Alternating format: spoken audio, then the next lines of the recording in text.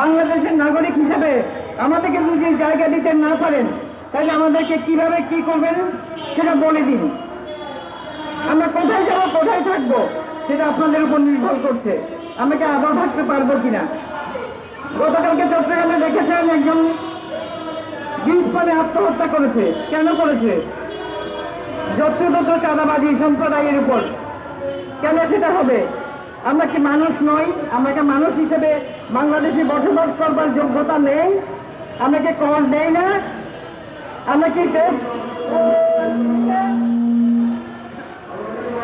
আমরা চাই বাংলাদেশটা সুন্দর যেভাবে সাম্প্রদায়িক সম্প্রীতি বাংলাদেশ থাকবে সেভাবেই থাকুক।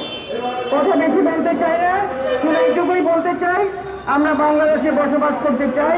বাংলাদেশটা আমাদের দেশ, বাংলাদেশের স্বাধীনতা যুদ্ধে আমাদের অবদান ছিল প্রত্যেকটা ক্ষেত্রে। 24শে গণ আন্দোলনে আমাদের অবদান ছিল, প্রত্যেকটা ক্ষেত্রে আমাদের অবদান আছে। সুতরাং আমরা কেন বঞ্চিত হবো সবকিছু থেকে? আমরা চাই ন্যায় বিচার হোক, ন্যায় বিচার প্রতিষ্ঠা হোক, আমরা এই দেশে সুখে শান্তিতে একসাথে বসবাস করতে পারি যেন, সে প্রত্যাশা রাখছি।